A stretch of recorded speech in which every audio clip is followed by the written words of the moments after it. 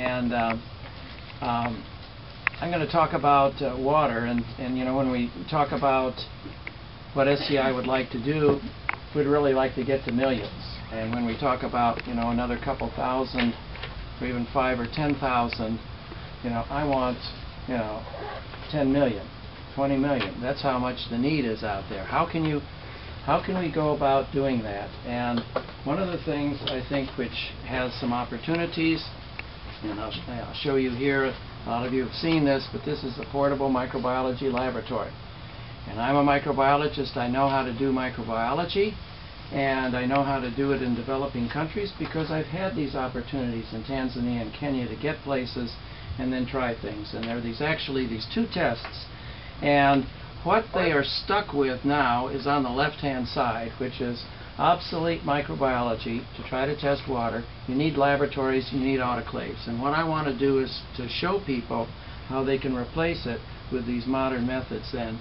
And these are the components, just to review things. One is the E. coli alert tube. It's 10 milliliters. We'll add to that. We're looking for the bacterium E. coli in it. And we have a sterile pipette. We have a sterile collecting bag. We have what the food industry uses then, which is the Petri film, and a spreader for that. We have a UV light for the coli alert. And you put it all together, and this is a portable microbiology lab. What's really nice about this is that you don't need sunshine, you don't need other things. It's ready to go 24/7. You can explain it to people quickly, and they can then give them a portable lab to do things. And in this, then, you know, you ask about approval of things. Well, coli alert is the way that water is tested around the world, and I'm going to be using the 10 ml portion, and you add 10 mils of water to this, and we're looking for the indicator bacterium E. coli, which indicates recent fecal contamination. E. coli is found in large numbers in the human and mammalian intestines. It doesn't grow in the environment, so if you find it, it's evidence of feces. It survives as long as cholera and typhoid bacteria, and we can detect it. So we're looking for an indicator here. So this is, yeah. Short question, how long does it survive? How long does E. coli survive? Yeah. It depends on the conditions, water conditions. They're various, from days to weeks it survives, and it dies out slowly. And when I've followed those things, I get different answers. They're all over the book. But it slowly dies off, but it dies off at a rate slower than does cholera or typhoid. And after you incubate this, you have 3 results overnight. Either it has no coliform environmental or E. coli bacteria in it, or it turns yellow, which E. coli does, but also environmental bacteria do. So there is a food source that E. coli uses in this one, which then, when they use that food source, the remaining part will cause it to fluoresce. So if we have 1 or more E. coli in that 10 ml sample, we're going to get this result here. It's a presence-absence test, means E. coli is present when it fluoresces, and it is not. These are just environmental bacteria then that were in the other 2. The other test we use quantitates it. This is how the food industry tests for E. coli. And they have this marvelous thing called the Petri film, which replaces Petri dishes. And it's just a layer of nutrients, of food for bacteria, that has also in it this food that E. coli can unlock and other bacteria can't, and it'll give a distinct reaction. And what you do is you add a milliliter to this, and you distribute it over the surface, and then it's ready to incubate. And you've got to let the bacteria grow, about 20 doublings until they get to be 1 million cells, and you can see a visible colony. And a little hard to see here, but it's the blue colonies with a gas bubble that are going to be E. coli. And the other bacteria are from the environment. So this one will tell you, and this one has about 6 E. coli. This one's a little easier to see. On the left, you have just red colony bacteria. They came from the environment. They don't have public health significance. On the right, you have lots of E. coli. They eventually grow into big colony, and they produce a gas bubble. So this will tell you how many E. coli you had in 1 milliliter. And why these 2 tests are important is that the World Health Organization in the 1990s came out with the guidelines of drinking water quality. What is the risk level of water sources correlating with then the level of E. coli? And if there are no E. coli in 10 milliliters, well, that's what we have in a coli alert tube. So if we don't have E. coli in 10 mils, there's a low risk. So that's why the 10 mil is important. And then you get a high or very high risk if you're starting to get E. coli's 1 to 10 per mil, a high risk, greater than 10, a very high risk, and that'll pick it up in the Petri film. So these two tests together then can classify a water source as either low, moderate, high, or very high. So together they work very well. And this is actually, how does Solar Cookers International get to the Africa Women and Water Conference? And that's because we know how to test water and we know how to pasteurize water using the Cook It. And that's what Faustine was there all week, Margaret was there for demonstration, and also on the last day here, I was there for 2 days to show the women how they can do testing. We go over bacteria, how they grow, how we're going to look for things, and my gosh, then the next day they've got the results, and they can interpret whether E. coli is there. You see the water on the left, she brought it from Uganda then, and that looks okay. And here's a water from Thika then, it's from a city in Kenya, and they got a lot of E. coli in there. And this was the opportunity we had then. This is what they doctored. Margaret doctored this into a full Cook It. But this is the picture then of where Wangari Maathai, who had approved this, had come to the conference then, and we were able to, in the evening then, Margaret was on the microphone when she came in, give her a Cook It like that. And then I was able to also explain to her about the water testing. And she has a PhD in zoology. She understands enzymes and things, what we're looking for. We got that. We got another one with a Petri film. And, of course, we got one with a Wapi then, just showing it to the most famous woman then in Kenya. And so the woman who's in charge of this project, Mariah Klingsmith then, she's following the women that were at the conference. Each pair then got a portable lab to take back, and we're in touch with her, and the women are doing the water testing as well as looking at ways to make it safe to drink. And then if we just go to September, this was the conference that I felt we had to be at. It's the World Water Congress and Exhibition. Every 2 years, the International Water Association then hosts this, or holds this. This was in Vienna. And this is what the Goldman Fund then enabled us to pay for this. And Vienna is a very interesting city with very nice transportation. And this is the Danube that flows through the Vienna. And I'm collecting a water sample there, which had coliforms but not E. coli in it. And we had our conference then at the Austria Center. About 3,000 participants, and these are the top water people from around the world. And Solar Cookers International, we had a booth. This was where the NGOs were on this level, and we were right there. Right across from us was UN Habitat. WHO was also over there. And this is a picture of our booth that we had. Michael helped get us some big of these real big blow-ups of these pictures that should be around here someplace that were very nice, as well as a Cook It there and other things that we were displaying.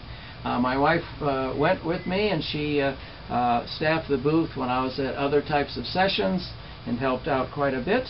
And also we were able to bring Rose Demori. She's the Water Quality Officer from the Water Resources Management Authority, and we were able to bring her there and also have her participate, and she helped out sometimes and directed a lot of people to our booth.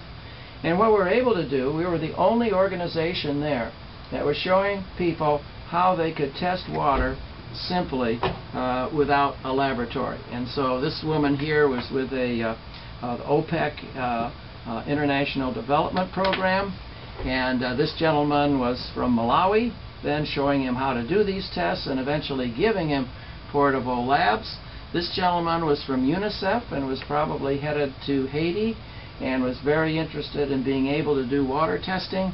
This gentleman's from an organization near Seattle that has a very interesting It has a bromine-based water purifier that is very good there.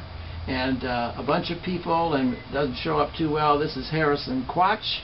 He's from the UN Habitat, and that was quite important.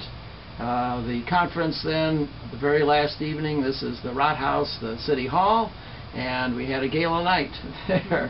That there was a lot of expenses that we had to pick up for this, but it was a very fruitful meeting there, and I'll show you why in just a bit.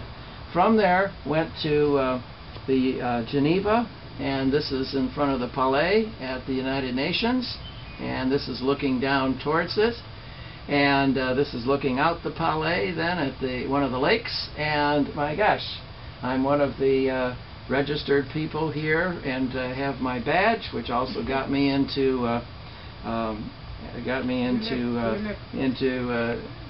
in Nairobi in the UN offices there. And Patrick also had the badge because we are one of the registered organizations for it. What this was good also in Vienna, this is the World Health Organization, and I was able in Vienna and here in Geneva to talk with the three people that are the top microbiology people and to actually show them our stuff and talk to them about it. And then this is the UN High Commission on Refugee building that's in Geneva. And good, we're going to do some water there with UNHCR. And initially meeting our friend there, who then referred me to, this is Dinesh Shrestha, and he is the head of water and sanitation for UNHCR for all over the world. And my gosh, I was showing him how to do these tests, and I had a workshop in the cafeteria there for Dinesh and Carmen, and also for Sonia and for Joyce. They had them all set up a couple of tests, and the next day we were reading the tests and giving them these testing materials. Well, what that led to is that UNHCR, that Dinesh was organizing people from the East African region to this workshop, and this workshop was in the Hilton Hotel in Nairobi. And I happened to be there when they had this workshop, and then Margaret and Faustine joined me, and I'm setting up some water samples for people to test. And then I had the opportunity to present then they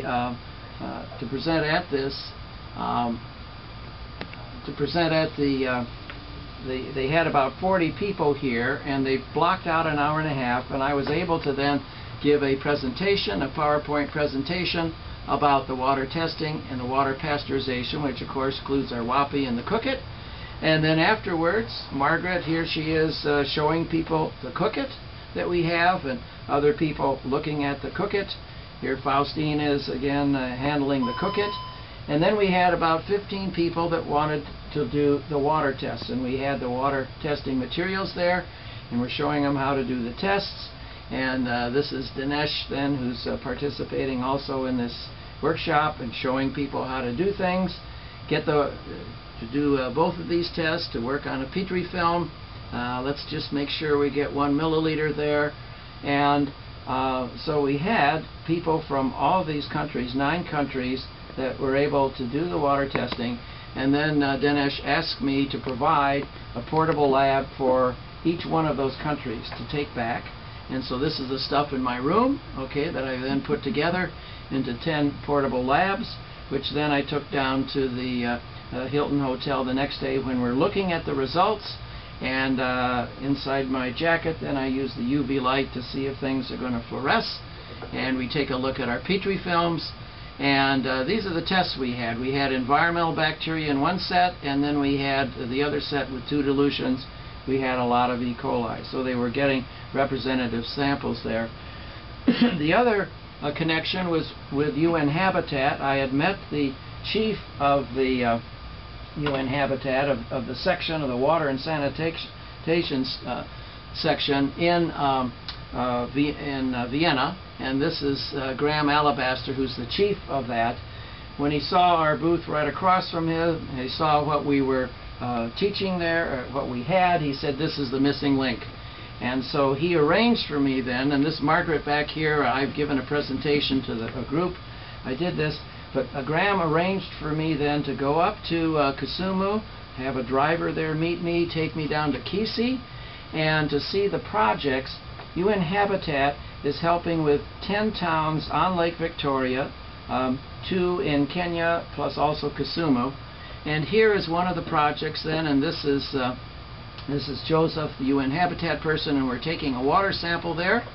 And UN Habitat has connected some of these poor areas with the water treatment plant, so he's collecting another water sample. And this is another project then that UN Habitat is sponsoring then to bring these kiosks places.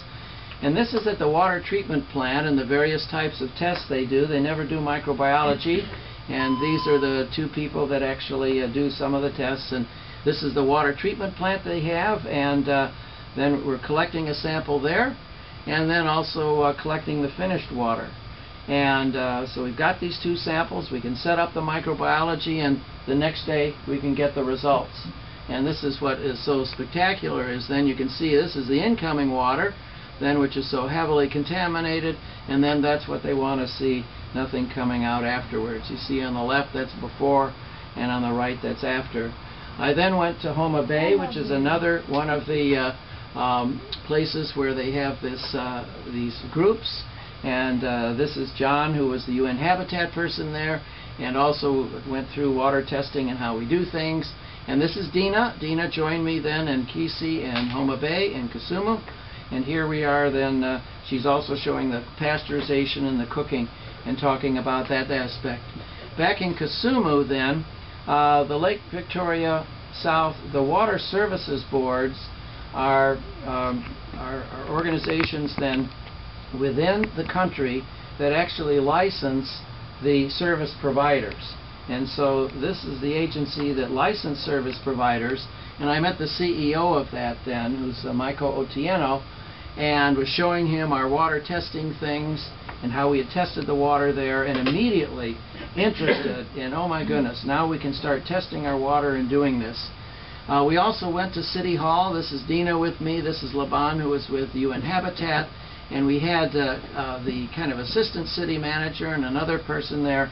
They were very interested in the water testing and the water pasteurization and how they would like to get the whole cook-it thing there. This is John Amayo, who joined us on this particular day, setting up a cook-it to show how that is going to be used. And then going to the water treatment plant there in Kisumu, which then this is Marilyn. She's the operator there, and this is Agnes. She's the main lab technician, and showing them, oh my goodness, how easy microbiology is. And I also then went to Embu with Faustine, and these are my people. It's kind of hard to see him here, but that's David Kiyoko, and then another employee from Warma Water Resources, and John Rambiria, who's the leading microbiologist in Kenya and helps us on workshops there. And then this is Sammy Makama. He's from the Ministry of Public Health and Sanitation, and I was providing him with these water testing materials that we had to get there then. And this is the organization that's also, and what Sammy was saying, they have 153 districts that they divide health into in Kenya. And he was saying, we would like every district to have 200 of these tests. Now, we don't have enough money in the project to do it. He also was telling me how they'd use these quick tests to troubleshoot a cholera outbreak in Bumbara, or one of the places in the west. Bungoma. Okay. How they've been able to do that, to get in there and show the water is unsafe, that some people were taking like that. And then at the SCI office, these are some of the people that were going back to Somalia that had gotten trained there at the SCI office, and here's the water testing and giving them portable labs then that they can take back to Somalia. And this is Timothy Mutai. He's the public health person with the Peace Corps, and he's the person we're hoping that is going to get scheduled on the training in November, December then, hopefully in December, the water testing, water pasteurization, WAPI, and to cook it. We're hoping to do that. The other thing that's, this was at the end of May when I was at the IDEX laboratory. They make coli alert, and they're very interested in moving their tests then in the 10 mil form around the world then, and very helpful with that. They're going to be a good ally. And then in August, Mary Beth and I were at the 3M Center then presenting there also. 3M is very interested in how can they help get these around the world.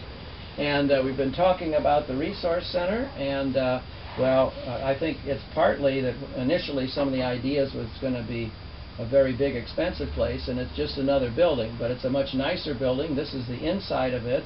This is in Kisumu, and that's Dina and John there. And we have the upstairs also. They're going to partition it off, and it's in a very heavily traveled area then, not too far from the big Nakumat place. And there are more people walking past this place in 10 minutes that will walk past a Nakach shop in a week or maybe a month. It is a wonderful potential there of moving to the real city there, and if some marketing could go and we could bring the SCO reps in on some days like that, I think this has some real good potential. So that's one of the things. And then this is where we were getting, this is Quach, Mr. Quach then, who was the person who wrote who was part of the evaluation, and this is where we went to get the evaluation with things. And so that's what, just to give you an overview of some of the connections here, particularly with UN Habitat. Well, UN Habitat immediately wants to get these water testing throughout the country, and so I'm negotiating with them now at the end of November, the last week in November, to have a workshop in Kisi for 4 people from each of the 10 towns that are on Lake Victoria that Habitat works in. Homa Bay, Kisi would be that, and then from Tanzania and Uganda. And then also to have the next week in Nairobi to have, they're going to bring from about 15 towns in other English-speaking countries to bring people to Nairobi for a workshop. And the workshop includes the water testing, the water pasteurization, and the WAPI. And because they're very interested in the whole package there, and also to be able to demonstrate cooking. So I hope to have the SCI team with me when we do that. And he is very interested then, as were all the water sanitation people. And when Margaret and I went there then after I had visited these 3 towns, that we have these water and sanitation people who have been working in the field for 30 years, and one of the frustrations, they've never been able to test microbiology easily. And all of a sudden, oh my gosh, it could be like this. And then here's an option. You could actually pasteurize it in a cook it, and we got the WAPI. And they said, you know, they're really 2 brilliant things. And one was the Petri film, this thing, and the other was the WAPI. You know, that's really brilliant. You don't have to boil with it. And I think the UN Habitat then, Graham Alabaster's in charge of the Africa region there, but they also have Asia and they have Latin America. They work in 80 countries, and finally getting to water and sanitation people, because you go to these very big meetings where they are, and we've got something that they have. So I'm and then having Margaret and Faustine there in Nairobi to go with me, and UNHCR, and also introduce the cooking. At the UNHCR, each group, when they went back to the country, they got a CD, and it had a PowerPoint on it, and they had my PowerPoint on it too. So you've got, in 9 countries now, they can show the cooking, they can show the water testing, they can show the pasteurization. And so making connections and getting to places like Geneva and getting in the door of people there to get the top person of water and sanitation with UNHCR and connect with them and to show them these things, that I'm hopeful that we're going to have some major opportunities here. And water opens the door, but then the cookits have a good place in there, particularly as water pasteurizers initially, but then they can also cook. So those are some of the very exciting things that happened in first Vienna, and then in Geneva, And working with Joyce and Sonia also was just wonderful there. They got the connections, and then working in Kenya and having the group there in Nairobi, and then when I'm out in western part to have Dina and then John to join me with that.